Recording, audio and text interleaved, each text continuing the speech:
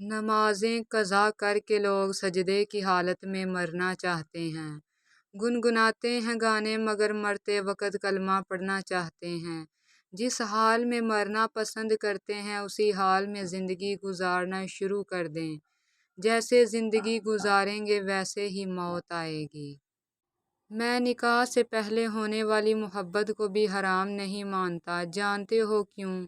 کیونکہ زلیخا کو نکاح سے پہلے ہی محبت ہوئی تھی، اور حضرت ختیجہ کو بھی قبل از نکاح رسول خدا پسند آئے تھے۔ اب یہ تم پر ہے کہ تمہاری راہ کیسی ہے۔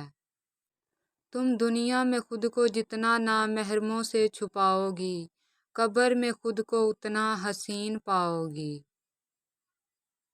اسلام ہمیں پسند کی شادی کی اجازت دیتا ہے، لیکن اسلام بھاگ کر اپنے والدین کی عزت کا جنازہ نکال کر شادی کرنے کی اجازت بالکل نہیں دیتا۔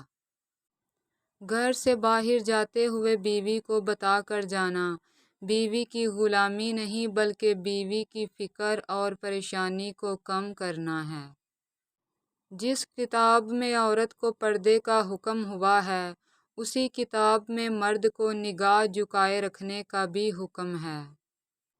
اور کچھ عورتیں اتنی خوش نصیب ہوتی ہیں کہ ان کے پسندیدہ مرد ان کو پانے کے لیے دنیا سے لڑتے ہیں اور اللہ کے آگے روتے بھی ہیں۔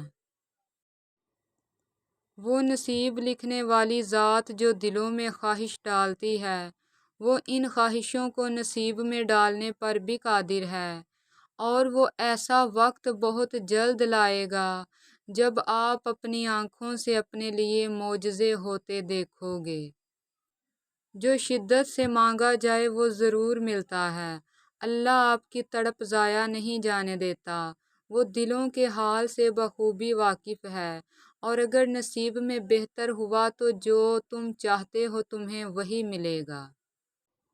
اللہ کی محبت اتنی خاص ہے کہ اگر انسان جائے نماز پر صرف سر جھکا کر بیٹھا رہے، کچھ نہ بھی بولے، تب بھی وہ رب کچھ لمحوں بعد ایسا سکون بندے کے دل میں اتار دیتا ہے کہ لگتا ہے جیسے اس رب نے پریشان دل کو یہ سمجھا دیا ہو کہ میرے بندے نا امید مت ہو، میں ہوں نا، سب ٹھیک کر دوں گا۔ دعاؤں کا مسلسل تمہارے لبوں کی تسبیح بن جانا اللہ کی طرف سے تمہارے لیے قبولیت کا ایک اشارہ ہے، اور دعائیں مانگتے رہو، اسے اپنے بندے کے اٹھے ہوئے ہاتھوں کی لاج رکھنا آتا ہے۔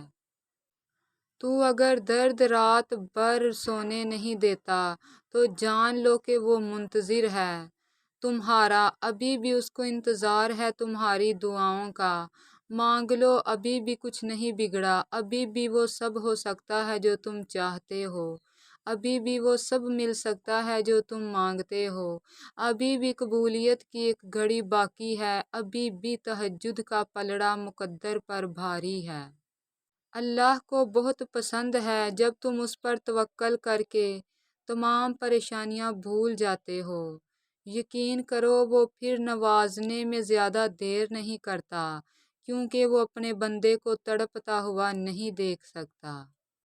کبھی سوچا ہے اگر اللہ کو آپ کی دعا قبول نہ کرنی ہوتی تو وہ بلا وجہ آپ کے دل کو ایک ہی دعا پر کیوں روک دیتا؟ اگر قبول نہ ہونی ہوتی تو اللہ آپ کا دل بدل بھی تو سکتا تھا۔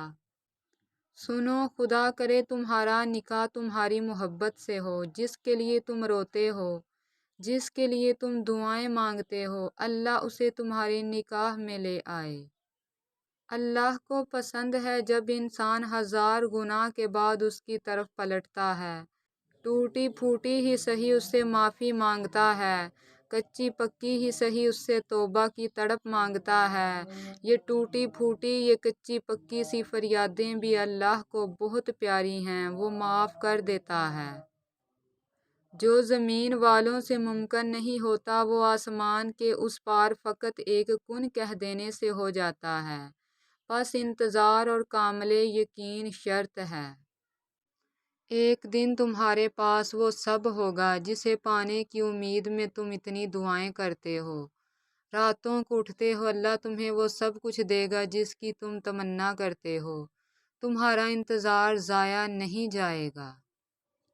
تم ضرور وہ دن دیکھو گے جب 70 ماؤں سے زیادہ محبت کرنے والا تمہیں اپنی محبت کا رنگ دکھاتے ہوئے راضی کرنے میں کوئی کسر نہیں چھوڑے گا۔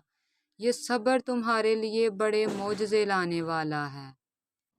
کبھی کبھی لگتا ہے کہ دنیا ٹوٹ جائے گی، امید کوئی نہیں رہے گی، پر یاد رکھیں کہ جو کچھ اللہ نے آپ کے لیے سوچا ہے وہ آپ کو ضرور ملے گا۔ بس کبھی بھی نا امید نہ ہوں، کیونکہ جو کچھ اللہ کرتا ہے وہ بہتر کرتا ہے۔ سب کی کہانیاں اللہ کے ہاتھ میں ہیں، پھر پریشانی کیسی؟ وہ جو پرندے کو ہوا میں تنہا تھامتا ہے وہی آپ کے مستقبل کو بھی تھام لے گا، اس کا ذمہ بھی وہی لے لے گا۔ سب سے خوبصورت رشتہ اور تعلق رب العالمین کے ساتھ، جس پر بھروسہ کبھی ہارنے نہیں دیتا، جس پر توکل کبھی غم میں مبتلا نہیں ہونے دیتا، جس سے امید کبھی مایوس نہیں ہونے دیتی، جس پر یقین خالی ہاتھ نہیں لوٹاتا، جس پر ایمان کبھی بہکنے نہیں دیتا، جس کی طرف توجہ کبھی بھٹکنے نہیں دیتی، جس کا رب اس کا سب۔ وقت گزرتا ہے اور گزرتا چلا جاتا ہے، آج جو غم یا تکلیف ہے کل اس کی جگہ کوئی خوشی لے لے گی۔ غم کے بوجھ تلے خود کو نہ ڈھال نہ کریں، ثابت قدم رہیں، اللہ آسانیاں پیدا کرے گا انشاءاللہ۔